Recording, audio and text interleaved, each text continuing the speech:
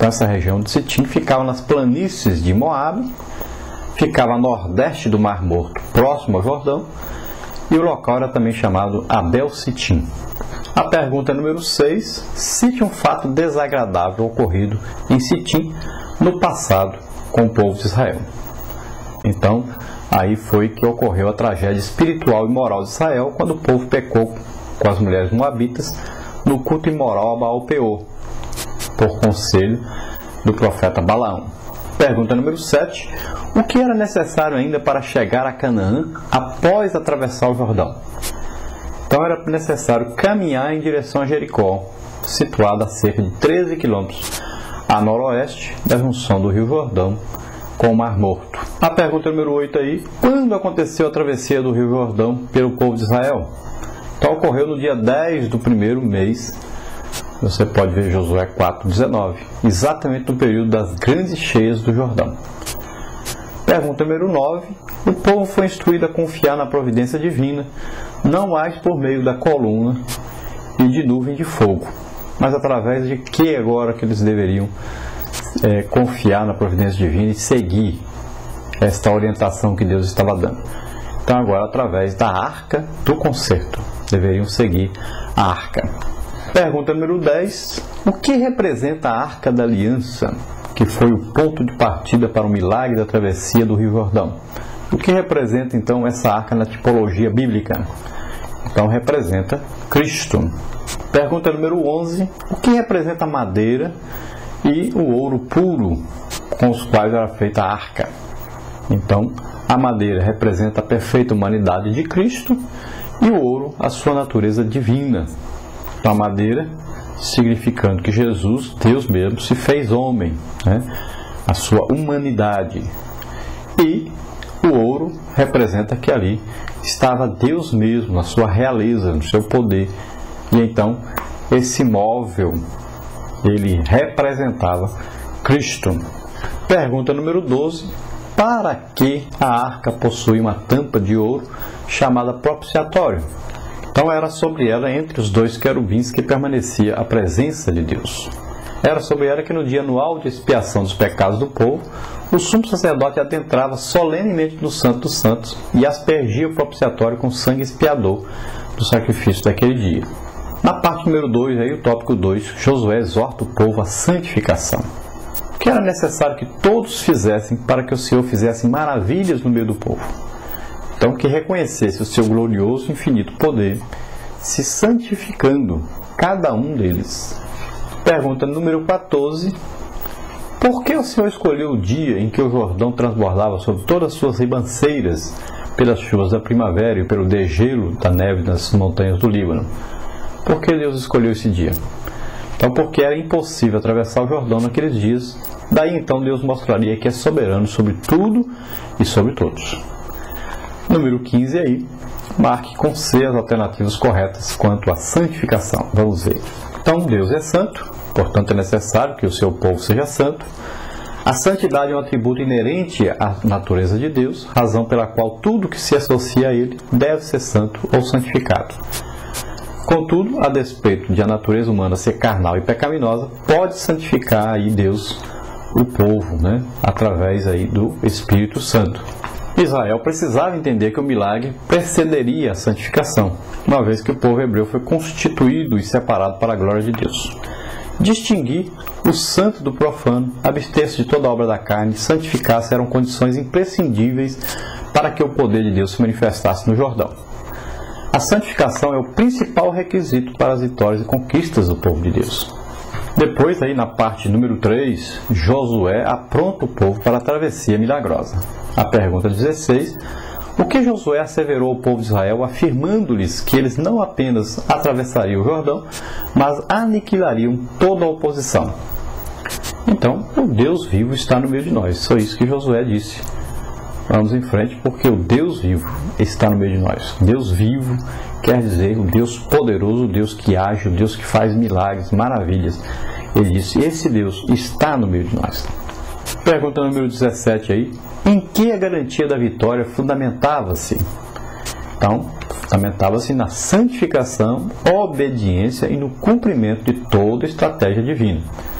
Na pergunta 18, o que aconteceu no momento em que os sacerdotes chegaram às margens do Jordão e seus pés tocaram as águas?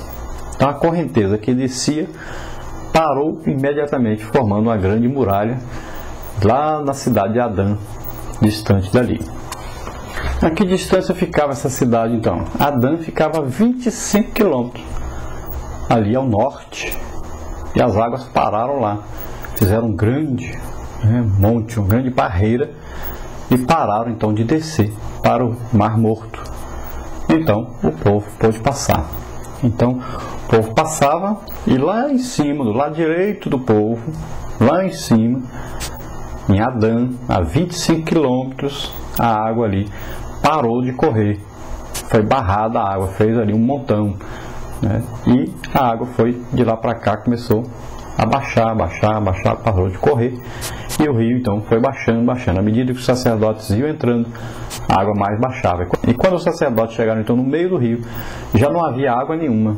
E se secou ali, então, todo o rio, e todo o povo pôde passar olhando para a arca. Os sacerdotes parados ali, o povo passando aqui e olhando para a arca, que era o símbolo de Cristo, a presença de Deus entre o povo. Pergunta 19 aí: quais foram as palavras do Senhor a Josué antes deste falar ao povo?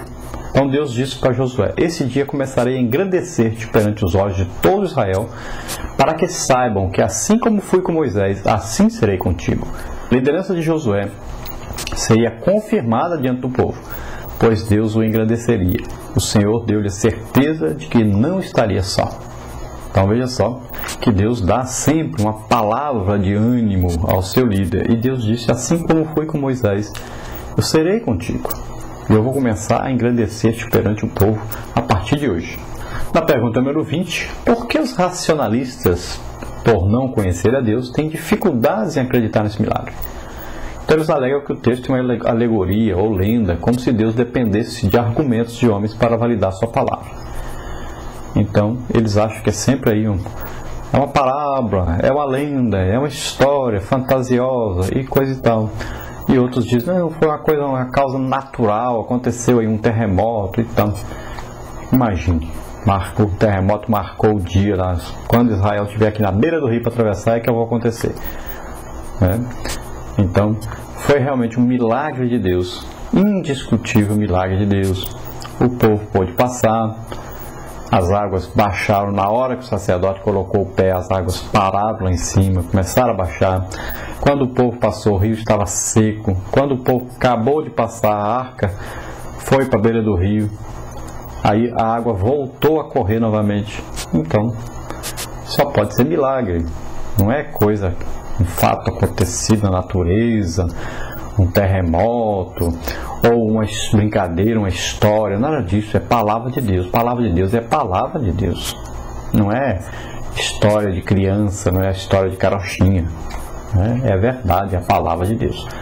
Infelizmente só acreditam, né, aqueles que creem. Todos deveriam acreditar, mas só aqueles que realmente creem em Deus, que têm a revelação de Deus, que tem o Espírito Santo morando em si, que acreditam e sabem que a palavra de Deus é a verdade, é Deus mesmo falando conosco, e são fatos realmente ocorridos, são milagres de Deus, essas coisas. Na pergunta 21, onde as Escrituras afirmam que as águas que desciam formaram a muralha?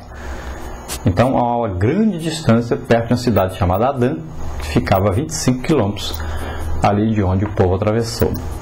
E é uma coisa interessante que devemos dizer que onde o povo atravessou foi onde Jesus foi batizado, né, nesse mesmo Rio Jordão, muito tempo depois. Na pergunta 22, em que se fundamenta a garantia da vitória do povo de Deus? Então fundamenta-se aí na santificação, obediência e no cumprimento de toda a estratégia divina. E na pergunta 23, que é para completar a nossa conclusão da nossa lição. Este milagre, então, confirmou a liderança de Josué e fortaleceu a fé do povo de Deus. Josué não apenas foi engrandecido em prestígio e honra diante de Israel, mas também perante os olhos dos pagãos. Deus reiterou seu poder e majestade na história de Israel, revelando-se como o Deus dos milagres, que cuida do seu povo.